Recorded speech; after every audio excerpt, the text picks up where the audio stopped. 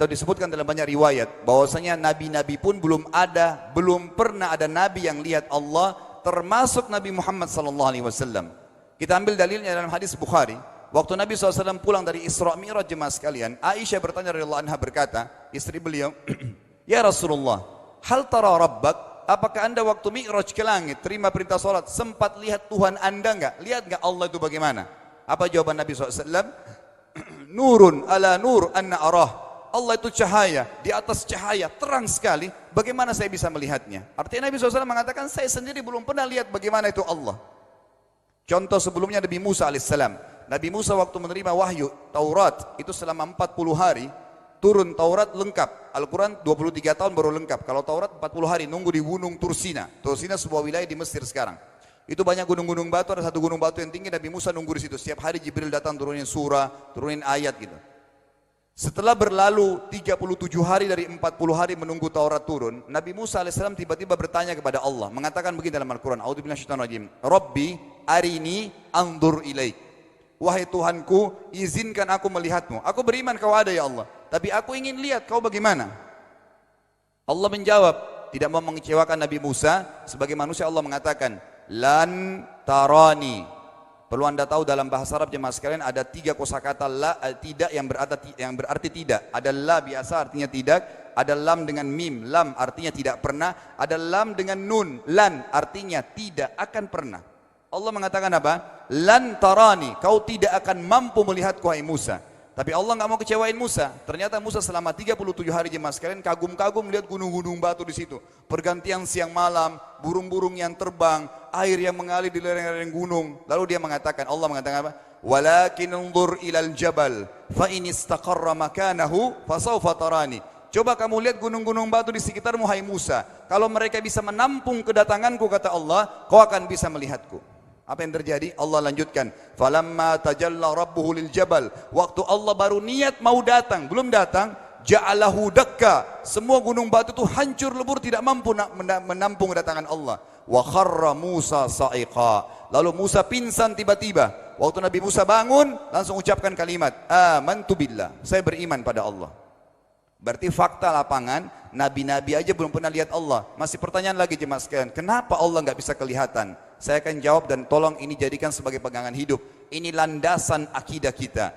Kata para ulama, karena anda kalau sholat, anda mengucapkan satu kalimat yang merupakan jawabannya. Allahu Akbar. Allah Maha Besar. Akbar adalah siga mubalaghah dalam Islam. Sesuatu yang melampaui batas, Maha Besar.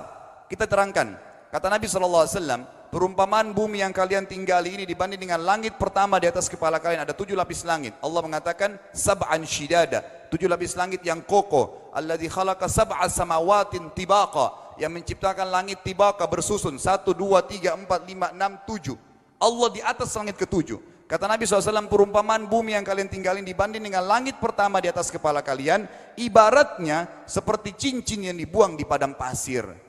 Jadi kita tidak akan pernah bisa melihat ujungnya langit karena kita sangat kecil, dan ini terbukti secara fakta. Apakah anda sudah tahu bahwasanya miliaran bintang-bintang yang ada di atas kepala anda yang jaraknya sekian miliar tahun dari bumi dan sekian miliar tahun lebih besar daripada bumi, sekian miliar kali lebih besar daripada bumi, itu semua berada di bawah langit pertama. Manusia tidak akan pernah bisa memegang langit ini dengan telapak tangannya karena dari sini saja ke Pluto jaraknya 270 tahun. Nggak bakal bisa ada astronot dikirim kena mati di tengah jalan. Jaraknya jauh sekali bintang-bintang dan semua berada di bawah langit pertama. Kata Nabi SAW, di atasnya ada langit kedua besarnya, digabung antara bumi sama langit pertama seperti cincin dibuang di padang pasir. Langit ketiga, 2, 1 dan bumi digabung tiga-tiganya, dibanding langit ketiga seperti cincin dibuang di padang pasir sampai langit ketujuh.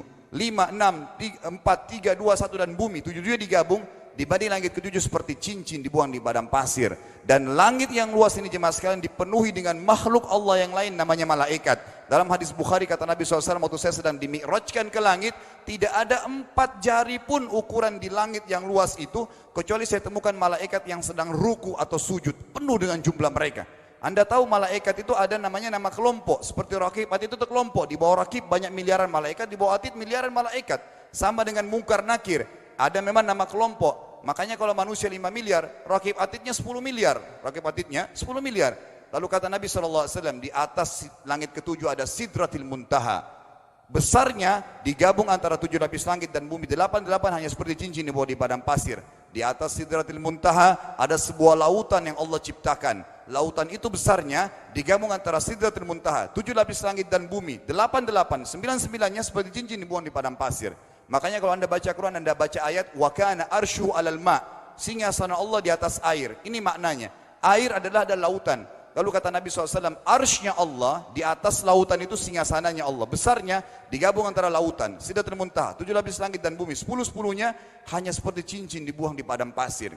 Anda sudah hafal ayat kursi? Apa artinya? Ayat tanda-tanda kebesaran Allah. Kursi itu artinya bukan tempat duduk, tapi tempat pijakan kaki raja di singgasana. Kalau raja ingin naik singgasananya di pijakan kaki, itu namanya kursi. Kita baca apa? Wasi'a kursiyuhu as-samawati wal ard. Pijakan kakinya Allah saja sudah menutupi seluruh langit dan bumi ini. Jadi kita mustahil bisa melihat Allah karena besarnya Allah Azza wa Jal. Tinggal kita tutup jemaah sekalian. Kira-kira, lalu bagaimana saya berhubungan dengan Allah? Jawabannya sederhana. Anda lingkari namanya Allah, ini Tuhan kita. Yang menyembah selain Allah kafir, yang mempartisipasikan Allah dengan makhluknya, masih sembah berhala, kuburan, jimat, namanya syirik. Dua-dua enggak boleh.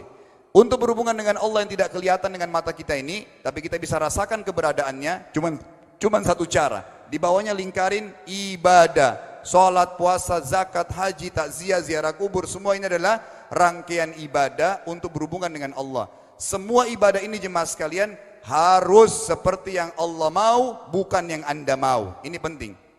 Karena kalau tidak seperti yang Allah mau, Allah tidak terima.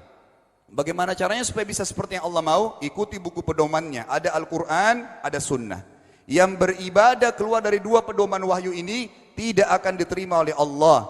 Seperti Anda kalau kerja di perusahaan, pimpinan perusahaan kasih peraturan. Senin pakai baju kuning, Selasa baju hijau, Rabu pakai baju hitam. Datang jam 7, keluar jam 5 sore. Ternyata Anda tidak. Hari Senin Anda pakai baju yang hari Rabu. Datangnya jam 9, keluar jam 2 siang. Dikeluarkan oleh pimpinan atasannya. Itu baru peraturan manusia. Bagaimana dengan peraturan Allah Azza wa Jal? Maka kita simpulkan semua jemaah sekalian adalah yakinlah Tuhan Anda Allah ada, satu-satunya Tuhan. Kalau Anda sedang sakit, yang ciptakan Anda Allah, yang ciptakan penyakit Allah, yang menciptakan kesembuhannya Allah. Kalau kita sedang musibah sama, kalau kita sudah senang juga sama. Semoga Allah SWT menjadikan kita orang-orang yang senantiasa beriman padanya